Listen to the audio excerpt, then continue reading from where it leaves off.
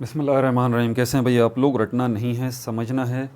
MD-CAT 2024 chemistry की तैयारी चल रही है। First year chemistry chapter number 4 आज स्टार्ट करेंगे, स्टेट्स ऑफ मैटर लिक्विड।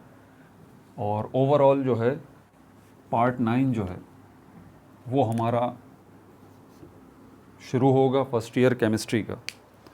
ठीक है, बार बार आप लोगों को समझाता हूँ एक बात कि इस वक्त आप लोगों का मसला क्या है। मसला आपका एक है जो कि आपको ख़ुद भी नहीं पता। मैं बता देता हूँ आपका मसला क्या है। आपका मसला ये है कि आप ये जानना चाहते हैं कि इस वक्त आपकी तैयारी कितनी है। ये पता चलेगा तो फिर पता चलेगा ना कि कम तैयारी है तो ज़्यादा करनी है, ज़्यादा तैयारी हो गई है तो चलो अब आराम कर लें, यही होगा ना। अगर आपको ये पता ही नहीं चलेगा कि आप कितने पानी में हैं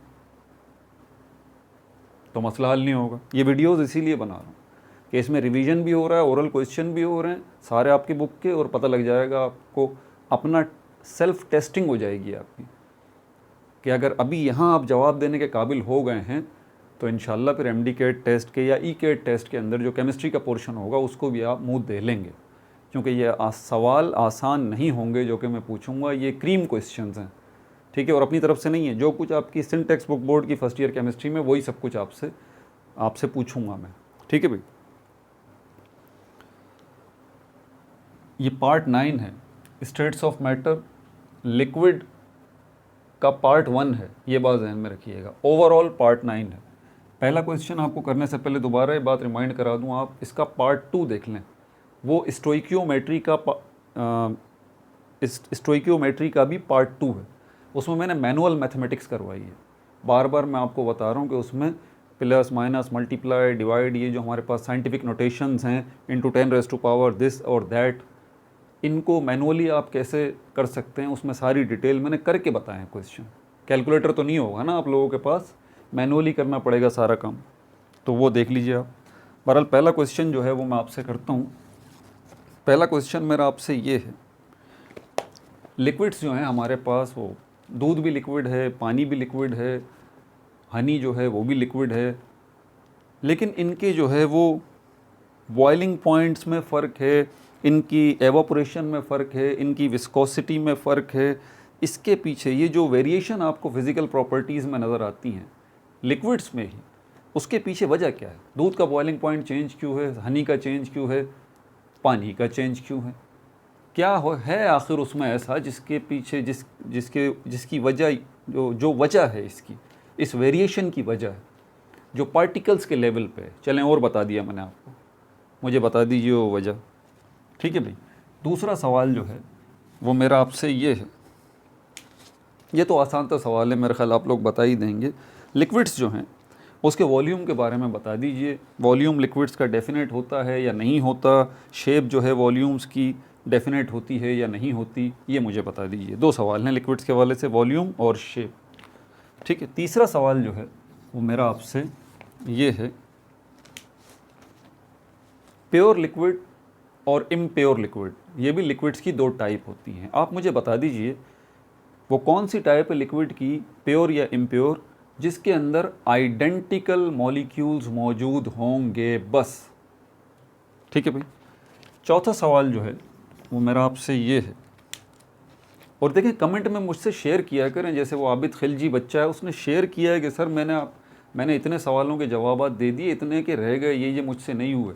ऐसे कमेंट में बताया करें आप। ठीक है। अच्छा, चौथा सवाल मेरा आपसे ये है कि 2 एलिमेंट ऐसे हैं पीरियोडिक टेबल के अंदर जो कि लिक्विड्स हैं, जिसमें से एक तो मेटल है और दूसरा नॉन मेटल है। आप मुझे उनके नाम बता दीजिए। ठीक है भाई। पांचवा सवाल जो है वो मेरा आपसे ये है, सेकेंडरी फोर्सेस जो है, सेकेंडरी फोर्सेस या फिजिकल बॉन्ड्स, इसके और नाम भी सुन लीजिए आप। Secondary forces, physical bonds, attractive forces या इंटरमॉलिक्यूलर फोर्सेस।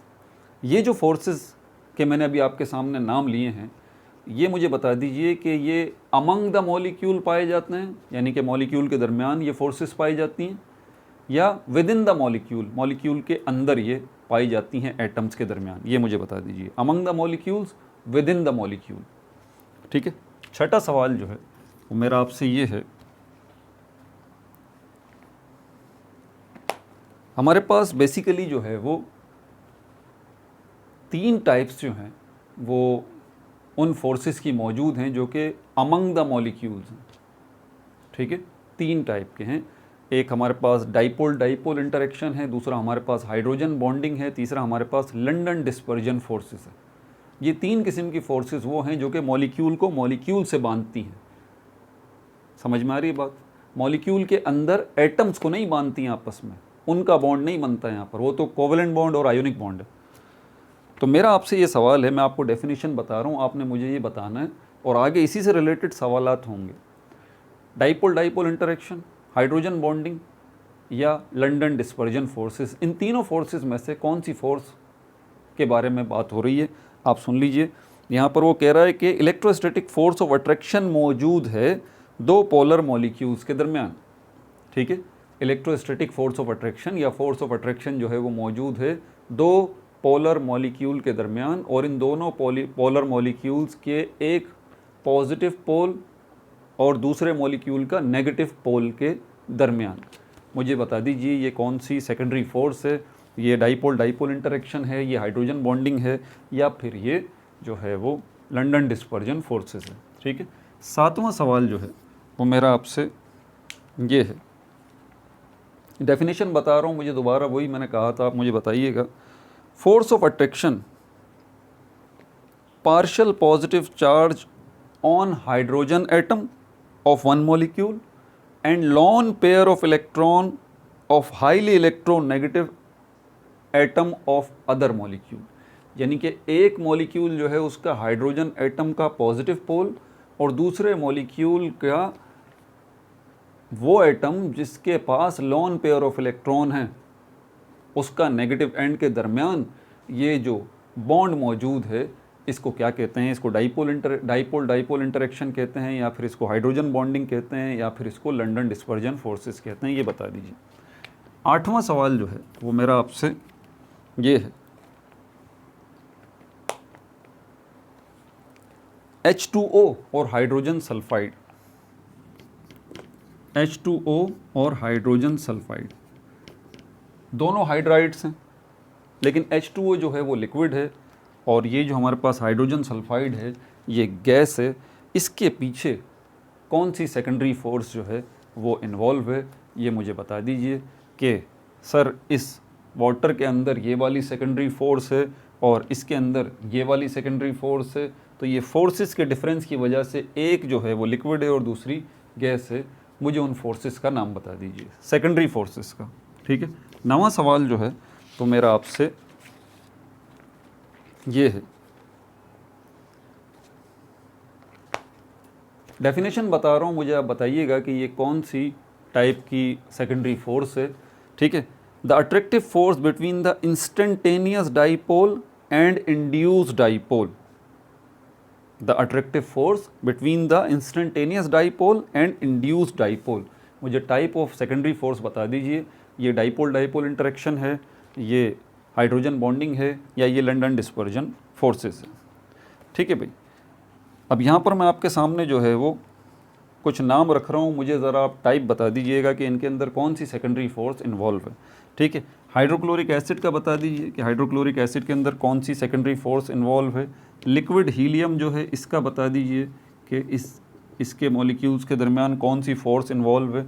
और आइस जो है इसका मुझे बता दीजिए कि आइस में कौन सी फोर्स इन्वॉल्व है, तीनों फोर्सेस में से, dipole dipole interaction, hydrogen bonding और लंडन डिस्पर्जन फोर्सेस, ठीक है भाई। 10वां सवाल जो है वो मेरा आपसे ये है,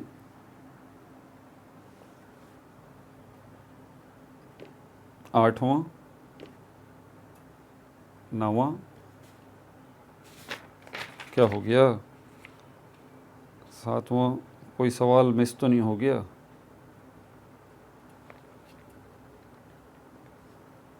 हाँ ये भी हो गया। 7वां सवाल यही था, 8वां सवाल यही था, 9वां सवाल जो है, अरे यार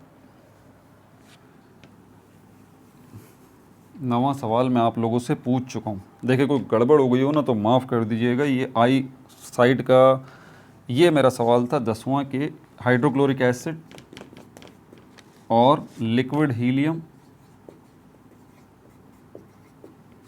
हीलियम और आइस, इनके दरमियान कौन सी जो है वो मॉलिक्यूलर फोर्स जो है, सेकेंडरी फोर्स जो है वो इन्वॉल्व है। ठीक है भाई। 11वां सवाल जो है वो मेरा आपसे ये है। ठीक है, मुझे ज़रा, मैं प्रोसेस का नाम बता रहा हूँ, आप मुझे ज़रा बता दीजिए कि मैं किस चीज़ के बारे में जो है वो बात कर रहा हूँ। At any temperature molecules of liquid at surface possess enough kinetic energy and escapes from the surface. आसान सी डेफिनेशन है, बता दीजिए कौन से प्रोसेस का मैं आपको बता रहा हूँ कि किसी भी टेम्परेचर के ऊपर लिक्विड की सरफेस के मॉलिक्यूल्स जो हैं उनके पास इतनी काइनेटिक एनर्जी आ जाती है कि वो लिक्विड की सरफेस से स्केप होना शुरू हो जाते हैं। मुझे प्रोसेस का नाम बता दें। 12 क्वेश्चन जो है वो मेरा आपसे ये है। 5 जो है मैं आपके सामने मॉलिक्यूल्स के नाम रख रहा हूँ, लिक्विड्स के नाम रख रहा हूँ। आप मुझे ये बताना है कि इनमें से कौन से लिक्विड्स जो हैं उनका वेपर प्रेशर हाई है और किसका वेपर प्रेशर लो है। ठीक है भाई। इथेनॉल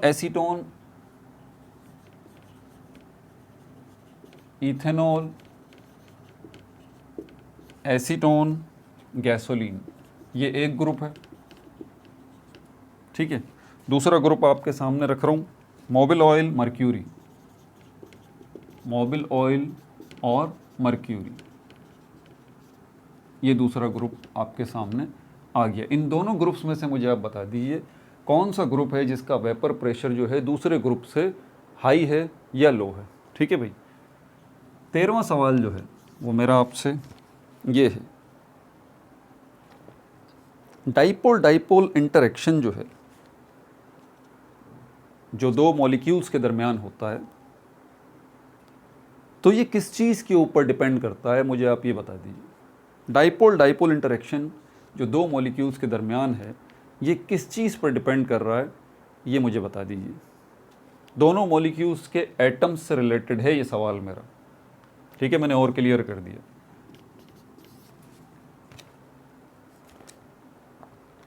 अच्छा, 14th क्वेश्चन जो है वो मेरा आपसे ये है। हमारे पास प्राइमरी फोर्सेस भी हैं और सेकेंडरी फोर्सेस भी हैं। प्राइमरी फोर्सेस वो हैं जो कि मॉलिक्यूल के अंदर एटम्स के दरमियान होती हैं, जैसे कि हमारे पास कोवलेंट बॉन्ड है, आयोनिक बॉन्ड है। ठीक है। और सेकेंडरी फोर्सेस आपको पता है ये अमंग द मॉलिक्यूल्स के दरमियान होती हैं। ठीक है। तो मेरा आपसे ये सवाल है, ये जो डाइपोल इंटरेक्शन ये सेकेंडरी फोर्स में आती है, ये कितने परसेंट, अगर हम परसेंटेज में इसका कंपैरिजन करें तो कितना परसेंट ये कोवलेंट बॉन्ड के इक्वल है? 10%, 5%, 1%? कि हम ये कह सकते हैं कि भाई कोवलेंट बॉन्ड जो है वो इतना परसेंट स्ट्रॉन्ग है, तो अगर कंपैरिजन किया जाए डाइपोल इंटरेक्शन का तो वो इतने percent as compare to covalent bond है। ठीक है भाई। अच्छा, अगला सवाल जो है मेरा आपसे ये है, 15वां। टाइप ऑफ इंटरमोलिकुलर फोर्स मुझे आप बता दीजिए, टाइप ऑफ सेकेंडरी फोर्स मुझे आप बता दीजिए हाइड्रोक्लोरिक एसिड में, और दूसरा है आयोडीन मोनोक्लोराइड। ये दो कंपाउंड्स हैं। आप मुझे बता दीजिए कि इसके अंदर कौन सी जो है वो टाइप्स की सेकेंडरी फोर्सेस मौजूद हैं। डाइपोल इंटरेक्शन है, हाइड्रोजन बॉन्डिंग है, या लंडन डिस्पर्जन फोर्सेस है।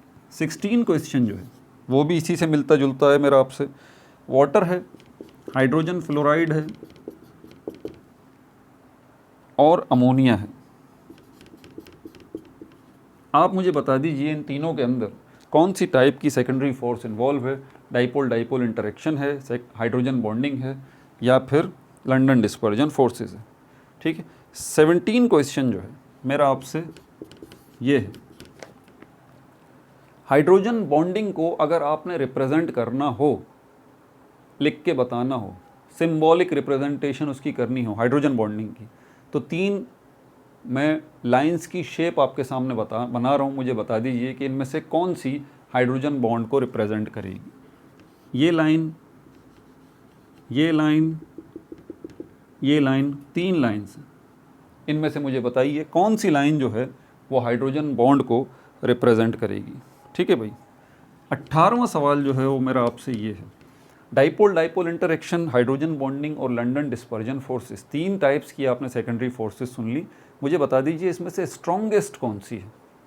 ठीक है भाई।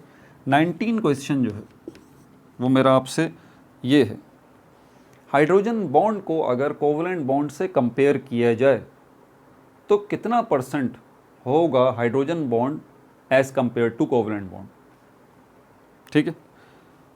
20 क्वेश्चन जो है वो मेरा आपसे ये है, ऑर्डिनरी टेम्परेचर के ऊपर, ये जो हमारी अर्थ का टेम्परेचर होता है ऑर्डिनरी टेम्परेचर, इस टेम्परेचर के ऊपर वाटर जो है वो लिक्विड फॉर्म में एग्जिस्ट करता है। आप मुझे बता दीजिए इसके पीछे वजह क्या है, कौन सी सेकेंडरी फोर्स जो है वो इन्वॉल्व है वाटर के existence as a liquid on the surface of earth. ठीक है भाई। 21 क्वेश्चन जो है वो मेरा आपसे ये है, लिविंग बॉडीज़ के अंदर और इसके अलावा कहीं भी ये प्रोटीन है, डीएनए है, एट्सेट्रा, ये बायोमोलिक्यूल्स जो हैं ये चेन्स की शक्ल में होते हैं। इन चेन्स को जो आपस में बांध के रखा हुआ होता है वो कौन सी टाइप की सेकेंडरी फोर्स होती है जो कि इन चेन्स को आपस में बांध के रखती है। हाइड्रोजन बॉन्डिंग है, डाइपोल डाइपोल इंटरेक्शन है, या लंडन डिस्पर्जन फोर्सेस है। 22nd क्वेश्चन जो है वो मेरा आपसे ये है, सोप और डिटर्जेंट्स का ये जो क्लीनिंग एक्शन है इसके पीछे कौन सी सेकेंडरी फोर्स जो है वो इन्वॉल्व है। डाइपोल डाइपोल इंटरेक्शन है, हाइड्रोजन बॉन्डिंग है, या लंडन डिस्पर्जन फोर्सेस। 23rd मेरा क्वेश्चन आपसे ये है, पेंट्स जो आप दीवार पे करते हैं तो दीवारों पे वो पेंट जो है वो चिपक जाता है, ये एडहेसिव प्रॉपर्टी कहलाती है। तो पेंट के मॉलिक्यूल्स के अंदर कौन सी सेकेंडरी फोर्स जो है वो इन्वॉल्व है, डाइपोल डाइपोल इंटरेक्शन है, लंडन फोर्स है, या फिर हाइड्रोजन बॉन्डिंग है। ठीक है भाई। 24 क्वेश्चन भी मेरा इसी से रिलेटेड है आपसे, थ्रेड्स, धागा बनता है तो उससे कपड़ा बनता है, ये बात आपको पता है, और इसी थ्रेड को हम फाइबर कहते हैं। ठीक है। इस थ्रेड या इस फाइबर की जो रिजिडिटी होती है या टेंसाइल इफेक्ट होता है उसके पीछे भी सेकेंडरी फोर्स जो है वो इन्वॉल्व है। आप मुझे नाम बता दीजिए कौन सी सेकेंडरी फोर्स इन्वॉल्व है, dipole dipole interaction, hydrogen bonding, या फिर London dispersion forces. 25th question जो है, 25th क्वेश्चन जो मेरा आपसे है वो ये है, मैं एक डेफिनेशन आपको बता रहा हूँ, आप मुझे बता दीजिए किस चीज़ की डेफिनेशन है। अगर आपको किसी चीज़ के 1 ग्राम का टेम्परेचर जो है वो 1 डिग्री राइज़ करने पर जो आप हीट प्रोवाइड करें, ऑब्वियस ही बात है किसी चीज़ का टेम्परेचर बढ़ाने के लिए आपको हीट तो प्रोवाइड करनी पड़ेगी ना भाई। तो वो जो अमाउंट ऑफ हीट है जो कि 1 ग्राम सब्सटेंस का टेम्परेचर 1 डिग्री राइज़ कर दे, वो अमाउंट ऑफ हीट जो है उसको क्या कहा जाता है, ये मुझे बता दीजिए आप। ठीक है भाई। 26 क्वेश्चन जो है वो मेरा आपसे ये है, पानी जो है अगर उसको हम कंपेयर करें तो दूसरे लिक्विड्स के मुकाबले में पानी ना तो इतनी जल्दी ठंडा होता है ना इतनी जल्दी गर्म होता है। इसके पीछे कौन सा फिनोमेना इन्वॉल्व है जिसकी वजह से पानी जो है as compare to other liquids slowly जो है वो ठंडा भी होगा और स्लोली गर्म भी होगा, ये मुझे बता दीजिए। ठीक है भाई। 27 क्वेश्चन जो है वो मेरा आपसे ये है, हाइड्रोजन बॉन्डिंग, वाटर जो है वाटर की हाई स्पेसिफिक हीट होती है, वाटर जो है वो हाई स्पेसिफिक हीट रखता है। इसके पीछे मुझे आप वजह बता दीजिए कौन सी सेकेंडरी फोर्स इन्वॉल्व है, dipole dipole interaction, hydrogen bonding, या लंडन डिस्पर्जन फोर्सेस। ठीक है भाई। 28 क्वेश्चन जो है वो मेरा आपसे ये है, कोस्टल एरियाज़ जो साहिली इलाके होते हैं वो ठंडे होते हैं, मॉडरेट टेम्परेचर वहाँ का होता है, जबकि डेजर्ट्स जो हैं वो बहुत ज़्यादा गर्म होते हैं। उसकी वजह जो है वो वहाँ का क्या वजह है आखिर इसके पीछे वजह क्या है, क्या इसको मैं थोड़ा हिंट दूँ? एक हिंट मैं दे सकता हूँ, कोस्टल एरियाज़ में पानी है और डेजर्ट एरियाज़ में रॉक्स एंड सैंड है। अब बताइए, अब तो हिंट दे दी यार, अब तो बताओ। अच्छा 29 क्वेश्चन जो है मेरा आपसे ये है, H2O और हाइड्रोजन फ्लोराइड, H2O और हाइड्रोजन फ्लोराइड, ठीक है, ये दोनों लिक्विड्स हैं। अच्छा इन दोनों के जो है वो बॉइलिंग पॉइंट को अगर आप देखें, बॉइलिंग पॉइंट को अगर आप देखें तो वाटर का बॉइलिंग पॉइंट हाई है, हाइड्रोजन फ्लोराइड का बॉइलिंग पॉइंट लो है। इसके पीछे जो है वो number of hydrogen bonds involve हैं। आप मुझे ये बता दीजिए इन दोनों में से वाटर का मॉलिक्यूल कितने हाइड्रोजन बॉन्ड बना सकता है और हाइड्रोजन फ्लोराइड का मॉलिक्यूल कितने हाइड्रोजन बॉन्ड जो है वो बना सकता है, ये मुझे बता दीजिए। इसके पीछे बॉइलिंग पॉइंट, और उसी वजह से इसका बॉइलिंग पॉइंट जो है वो हाई है, इसका बॉइलिंग पॉइंट लो है, ठीक है। तो मुझे ज़रा हाइड्रोजन बॉन्ड्स की तादाद बता दें, भले हाइड्रोजन फ्लोराइड की नहीं बताएं, आप मुझे वाटर की बता दें, ठीक है भाई। 20 डिग्री सेंटीग्रेड के ऊपर वाटर की डेंसिटी मुझे बता दीजिए आप, ये मेरा आपसे सवाल है। 30 आखिरी क्वेश्चन जो मैंने अभी आपसे पूछा है, ठीक है भाई। तो ये आधा चैप्टर आपका अल्हम्दुलिल्लाह निमट गया, आधा चैप्टर जो है पार्ट 10 के अंदर ये निमट जाएगा। दिमाग की बत्ती जल गई है, जो बच्चे देख रहे हैं वो तो बड़ा एंजॉय कर रहे होंगे इसको, उनको पता लग रहा होगा कि हाँ भाई कितने पानी में। कुछ बच्चे टेंशन में जा रहे होंगे, कुछ बच्चे खुश हो रहे होंगे कि बेहतरीन, जैसे कि वो आबिद खिलजी ने फ़ौरन कमेंट करके बताया, बोला सर मैंने तो 28 के जवाबात दे दिए और जो है 2 सिर्फ रह गए।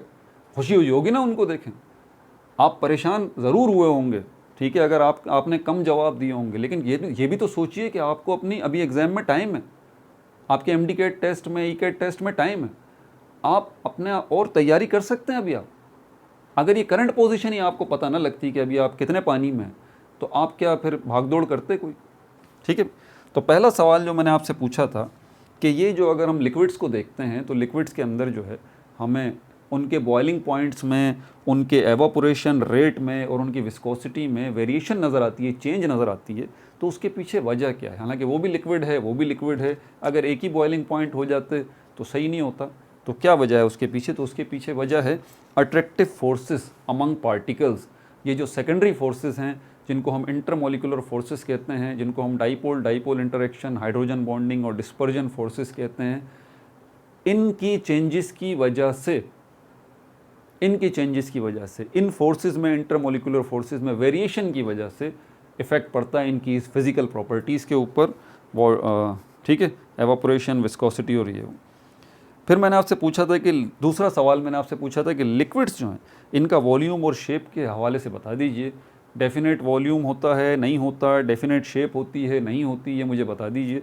तो लिक्विड्स का वॉल्यूम जो है वो डेफिनेट होता है और लिक्विड्स की शेप जो है वो डेफिनेट नहीं होती।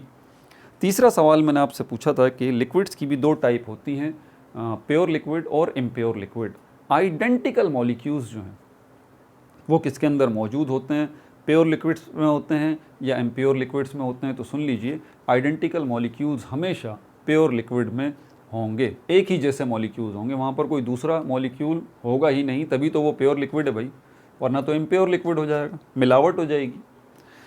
चौथा सवाल मैंने आपसे पूछा था कि 2 एलिमेंट्स ऐसे हैं पीरियोडिक टेबल में जो कि लिक्विड हैं, एक मेटल है, दूसरा नॉन मेटल है।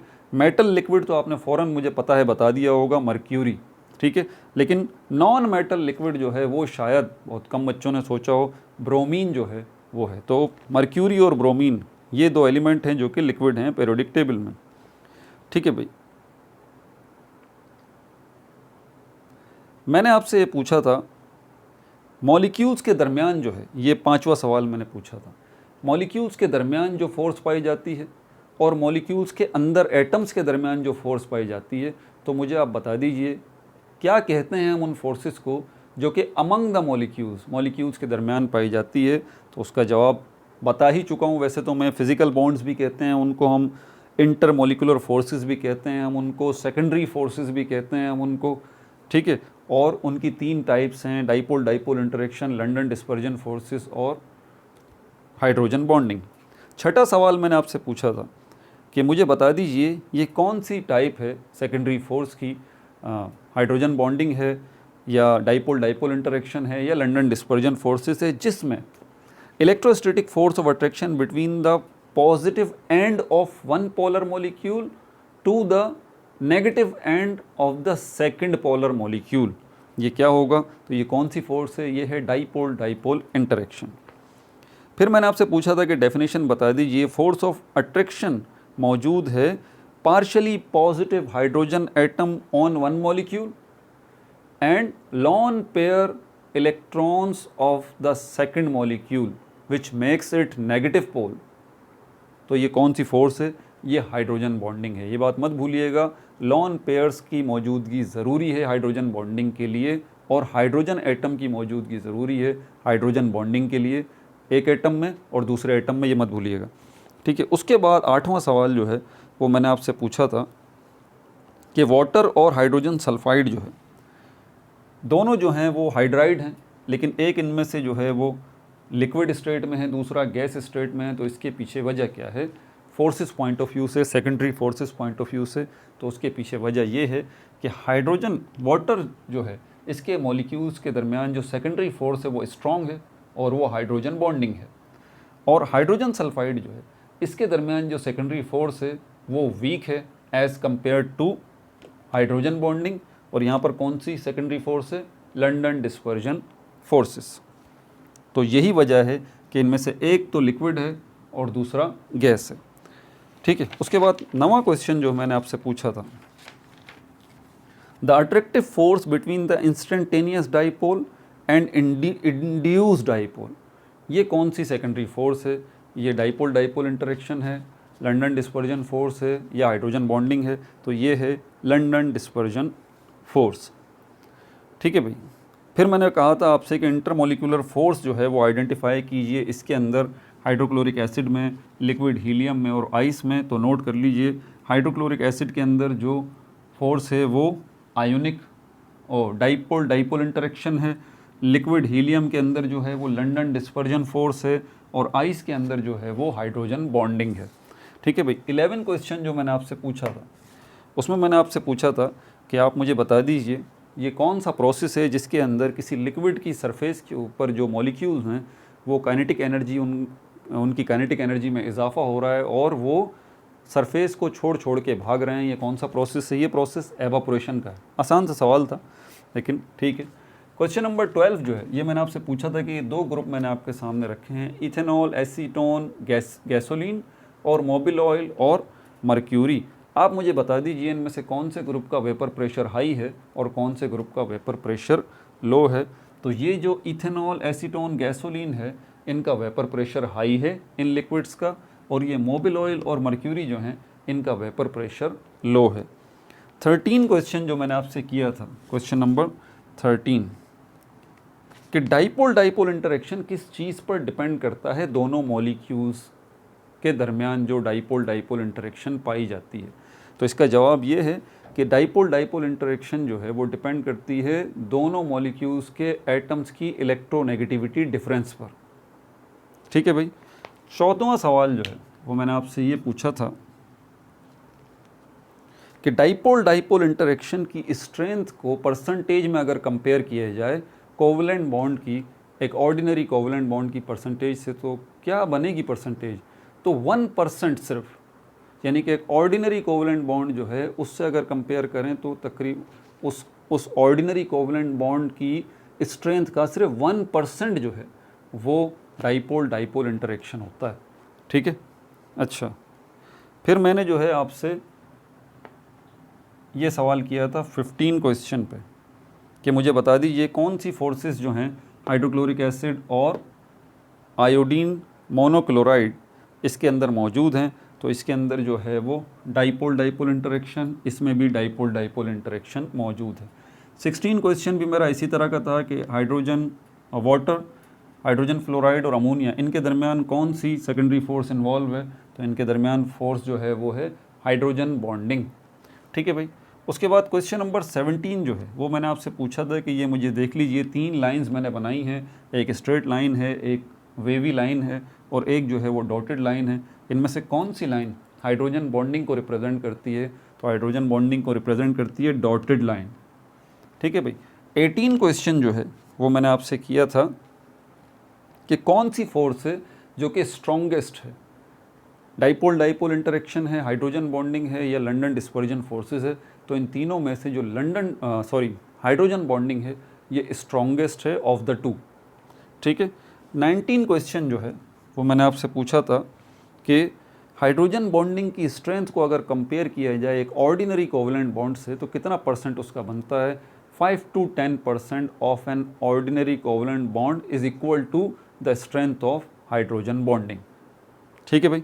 20 क्वेश्चन जो है वो मैंने आपसे बोला था कि वाटर लिक्विड स्टेट में एग्जिस्ट करता है ऑर्डिनरी टेम्परेचर पर, तो इसके पीछे वजह क्या है। तो इसके पीछे वजह वाटर के मॉलिक्यूल्स के दरमियान हाइड्रोजन बॉन्डिंग है।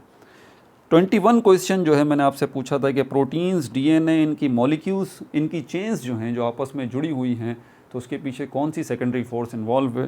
तो उसके पीछे भी हाइड्रोजन बॉन्डिंग जो है वो इन्वॉल्व है।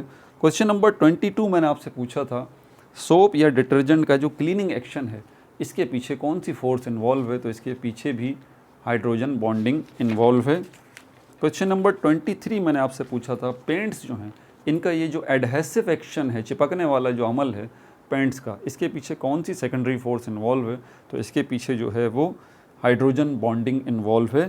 फिर मैंने आपसे पूछा था कि थ्रेड्स या फाइबर्स जो हैं इनकी रिजिडिटी और टेंसाइल स्ट्रेंथ जो है इसके पीछे कौन सी सेकेंडरी फोर्स इन्वॉल्व है। तो इसके पीछे भी हाइड्रोजन बॉन्डिंग इन्वॉल्व है। ठीक है भाई। 25 क्वेश्चन मैंने आपसे पूछा था कि अमाउंट ऑफ हीट, वो अमाउंट ऑफ हीट जो कि 1 ग्राम सब्सटेंस को 1 डिग्री राइज ऑफ टेम्परेचर पर ले आए, यानी कि 1 ग्राम का सब्सटेंस है उसका टेम्परेचर अगर आप 1 डिग्री बढ़ाना चाहते हैं तो जो अमाउंट ऑफ हीट आपको चाहिए उसको हम क्या कहते हैं। तो हम उसको कहते हैं स्पेसिफिक हीट। ठीक है भाई। अच्छा, उसके बाद मैंने आपसे पूछा था कि वाटर को अगर हम देखें तो वाटर जो है वो तो ना तो आसानी से कूल होता है इतनी जल्दी और ना ही वो आसानी से जो है वो वार्म होता है वाटर। उसके पीछे वजह क्या है। तो उसके पीछे वजह है वाटर का हाई स्पेसिफिक हीट। ठीक है। क्वेश्चन नंबर 27 जो है वो मैंने आपसे पूछा था कि हाई स्पेसिफिक हीट वाटर की जो इतनी है इसके पीछे कौन सी सेकेंडरी फोर्स इन्वॉल्व है। तो इसके पीछे हाइड्रोजन बॉन्डिंग इन्वॉल्व है। 28 क्वेश्चन मैंने आपसे पूछा था कि कोस्टल एरियाज़ जो हैं वो तो मॉडरेट टेम्परेचर रखते हैं जबकि डेजर्ट एरियाज़ जो हैं वो गर्म होते हैं, हॉट होते हैं। इसके पीछे वजह क्या है। हिंट मैंने दी थी कोस्टल एरियाज़ में वाटर की और डेजर्ट एरियाज़ में सैंड रॉक्स की। तो इसके पीछे वजह स्पेसिफिक हीट है। वाटर जो कि कोस्टल एरियाज़ में मौजूद है उसकी स्पेसिफिक हीट बहुत हाई है, जबकि डेजर्ट एरिया में जो रेत और रॉक्स वगैरह हैं उनकी स्पेसिफिक हीट इतनी हाई नहीं है। इसी की वजह से वहाँ बहुत ज़्यादा गर्मी पड़ती है और कोस्टल एरियाज़ में टेम्परेचर नॉर्मल रहता है। फिर मैंने आपसे पूछा था वाटर और हाइड्रोजन फ्लोराइड ये वाला 29 कि इनमें से जो है वो number of bonds of hydrogen bonding. ठीक है, कि वाटर का मॉलिक्यूल जो है वो कितने हाइड्रोजन, एक वाटर का मॉलिक्यूल कितने हाइड्रोजन बॉन्ड बना सकता है और हाइड्रोजन फ्लोराइड का मॉलिक्यूल जो है वो कितने हाइड्रोजन बॉन्ड बना सकता है। तो ये बात याद रखिए, एक वाटर का मॉलिक्यूल कम से कम 4 हाइड्रोजन बॉन्ड बना सकता है। ठीक है, और हाइड्रोजन फ्लोराइड जो है ये उससे कम हाइड्रोजन बॉन्ड बनाएगा। हाइड्रोजन बॉन्डिंग यहाँ भी होगी, हाइड्रोजन बॉन्डिंग यहाँ भी होगी, लेकिन यहाँ पर 4 से कम हाइड्रोजन बॉन्ड बनाने की सलाहियत है हाइड्रोजन फ्लोराइड के मॉलिक्यूल के पास, जबकि वाटर जो है ये 4 बॉन्ड जो है वो बना सकता है। यही वजह है इसके बॉइलिंग पॉइंट के कम होने की और इसके बॉइलिंग पॉइंट के ज़्यादा होने की। ठीक है, उसके बाद मैंने आपसे पूछा था कि मुझे डेंसिटी बता दीजिए वाटर की 20 डिग्री सेंटीग्रेड पर। तो वाटर की डेंसिटी जो है वो होती है 1 ग्राम पर क्यूबिक सेंटीमीटर। ठीक है भाई। स्टेट्स ऑफ मैटर लिक्विड के पार्ट 2 में फिर आपको मिलेंगे रोज़ 8 बजे जो है वो वीडियो पब्लिश में कर देता हूँ। ठीक है, पार्ट 10 के अंदर इसका पार्ट 2 देखेंगे स्टेट्स ऑफ मैटर लिक्विड का। फिर अल्हम्दुलिल्लाह इंशाअल्लाह हम जो है वो चैप्टर 6 की तरफ जाएंगे, स्टेट्स ऑफ मैटर सॉलिड की तरफ। ठीक है भैया, अपना बहुत ज़्यादा ख्याल रखिएगा। No like no subscribe, only share.